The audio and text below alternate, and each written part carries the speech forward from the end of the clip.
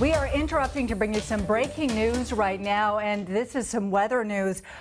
We are looking at what could be a tornado touching down near the Port Orchard area. You can see trees down on homes, debris everywhere. I'm going to read you a tweet from the National Weather Service out of the Seattle office. They say, based on radar imagery and video evidence, a tornado touched down south of Port Orchard this afternoon shortly before 2 o'clock. We will continue to work with emergency management partners on the extent of damage.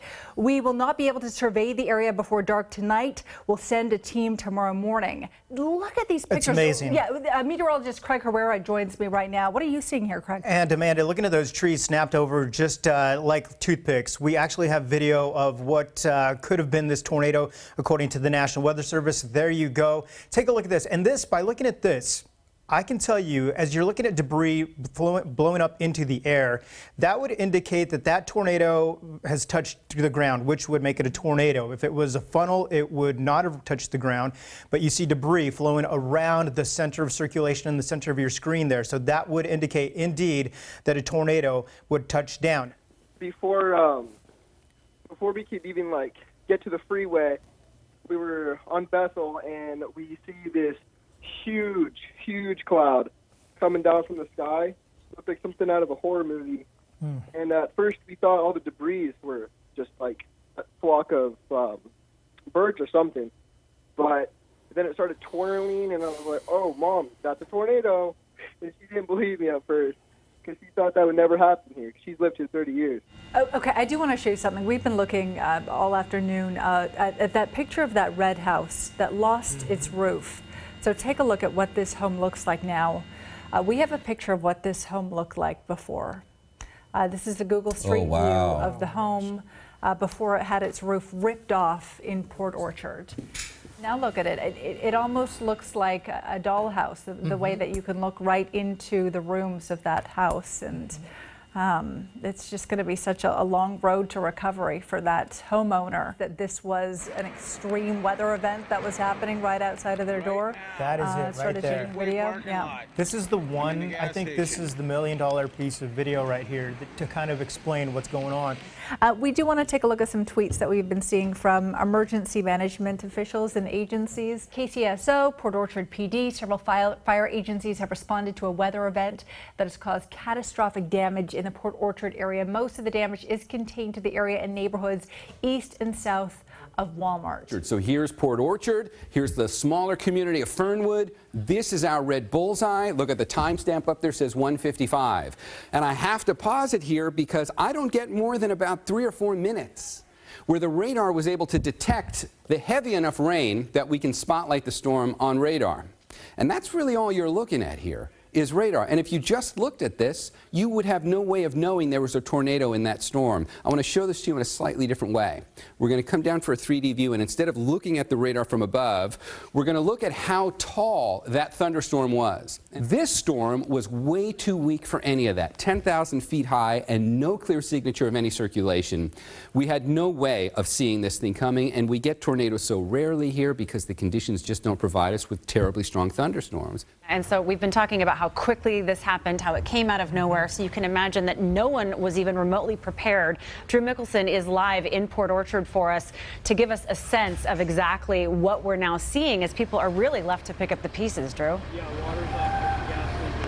Yeah, we were able to walk in. The roads are blocked around this area for obvious reasons, but we were able to walk in and get our first on the ground look at some of the damage. We're still a good couple of blocks from essentially that epicenter, if you will, right behind the Walmart. Lots of trees down, power lines down. You see that gentleman who just walked through there. He is working on a gas leak. We were up another 20 yards or so, and the firefighters moved us back because of the active gas leak that is being worked on just around the yard from where we are. So that is a big concern.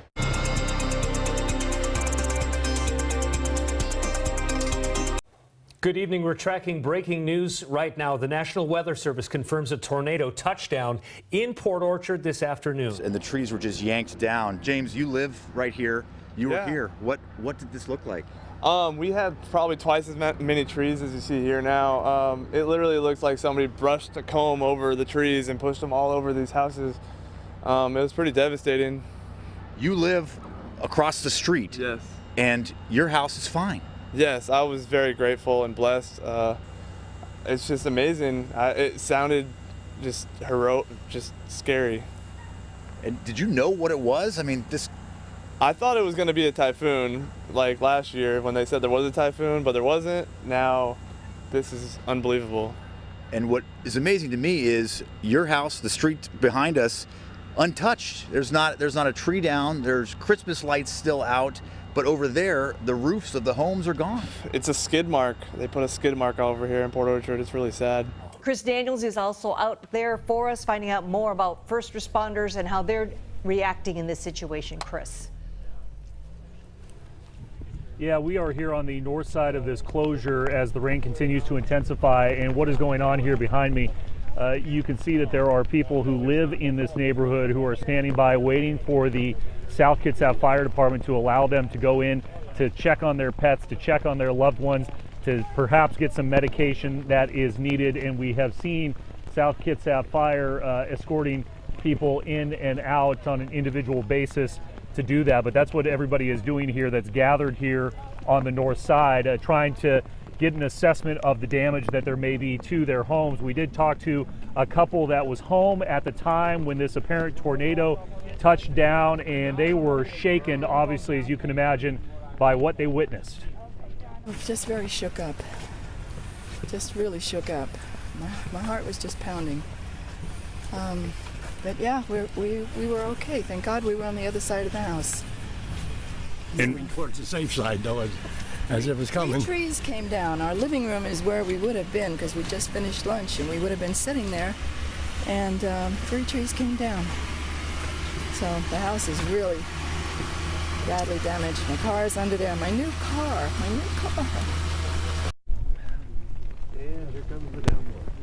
That is Stan and Carrie Walter. For anybody who may be watching at home that is concerned, they say they're okay. They got their cats out. Shannon here is standing by waiting to go in the heavy rain now. And you said you were home at the time this happened. What exactly transpired here about 2:30?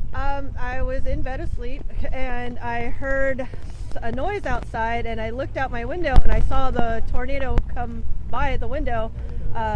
Some trees landed on my garage and crushed it. Kathy, tell us. Yeah, sorry about that. Tell us what happened this afternoon. Oh, it's about 1:50. You know, I'm waitressing and I was serving at Cosmos right on Lund Avenue. All of a sudden, we heard a huge boom and power went out right away.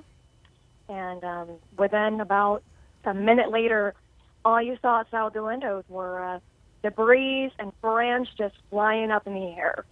One of the customer was from Nebraska, and he said, that's definitely a tornado. So he ran outside and started filming it and tried to get him away from the windows because you never know what's going to happen. So. Look at that. You see the debris flying around. You see someone in the parking lot running away from this tornado. They're sort of safe and they found shelter, but this was really ominous, clearly.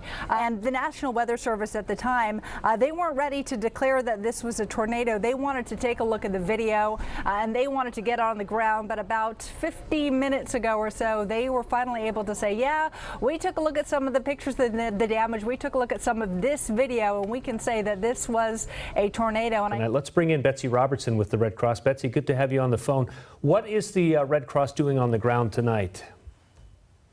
Right now, we've got our local volunteers from the Port Orchard, Kitsap County area mobilized at an evacuation center at the St. Gabriel Church.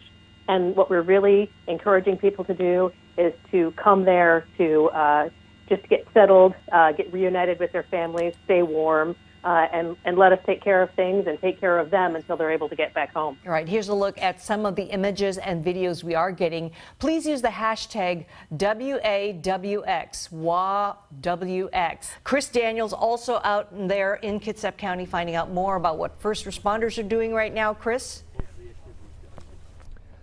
Yeah, Lori and Mark, we are here just off of Lund Road. You've been talking about that being one of the perimeters where we believe some of the damage is. And if you look over my shoulder here in the dark on what is quickly turning into a very rainy night, we have seen South Kitsap Fire and Rescue coming up to this police line and escorting people into their damaged homes. You see a group of people walking in now. You see another person coming out with their dog. We have seen this over and over now with people going in to assess their damage, getting their belongings from what we believe, as we can see standing here, are several damaged homes. We have seen firefighters go in, escort women with young children out to be reunited with their husbands here on the scene. Let's go to the phones now and talk to Rich Marriott, another King 5 meteorologist. Today is simply just a very intense convection there. It can be associated, you know, in the Midwest when you have a tornado, you have these large air masses that are acting, you get these widespread areas of tornadoes. In this case, it was just an isolated incident where there's very strong convection. There was enough twist in the atmosphere to spawn the tornado. We'd like to show you some texts that we've been receiving right now from folks who have observed the goings-on in Port Orchard. My boyfriend, Josh Scott, is out with South Kitsap Fire Department. Big shout out to all of them for all they're doing. Please stay safe. We love you all. Tornado.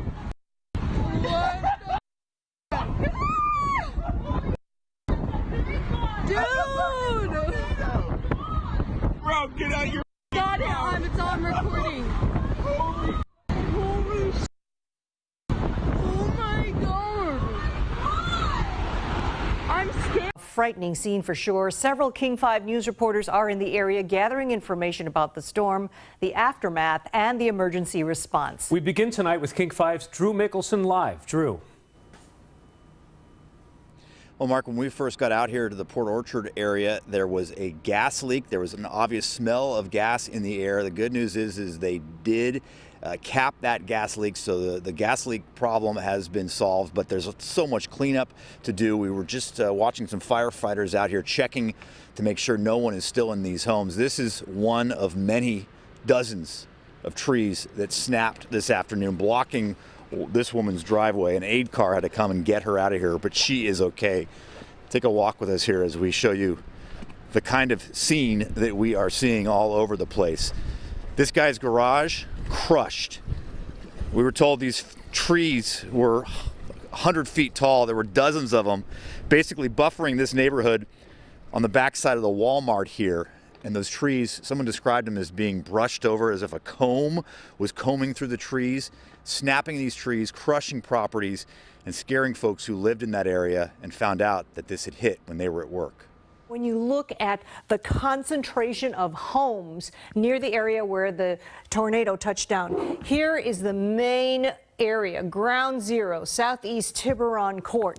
These were many of the houses that sustained major damage. As you can see, it is just due east of the big Walmart Supercenter right there.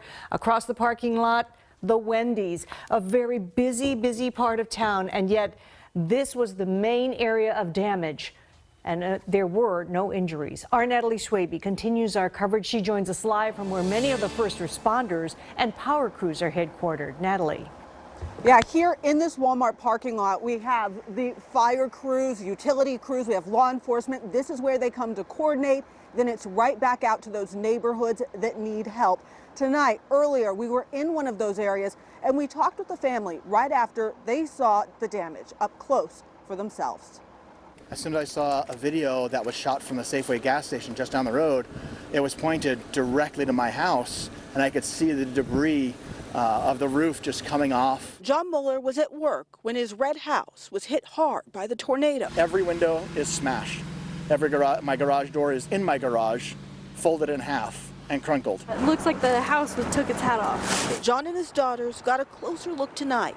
Jasmine's bed is buried. This is my bed, and this is all the insulation that just came tumbling down. If my daughter and son were in there, they would have been hurt severely. There is furniture tipped over everywhere. There are 2x4s stuck in the walls. As he reflects on this day, there's some relief. I can't say enough that I thank God that just nobody was hurt. He also finds comfort in his community. I know as Port Orchard, we're all going to come together. I know we will. This is a great small town. It's been a great small town for a very long time. All of us together, that's the first step. Everything after that is okay. John says something that has meant so much to him is that his church, his co-workers, and the Red Cross have already reached out to see if there's anything his family needs.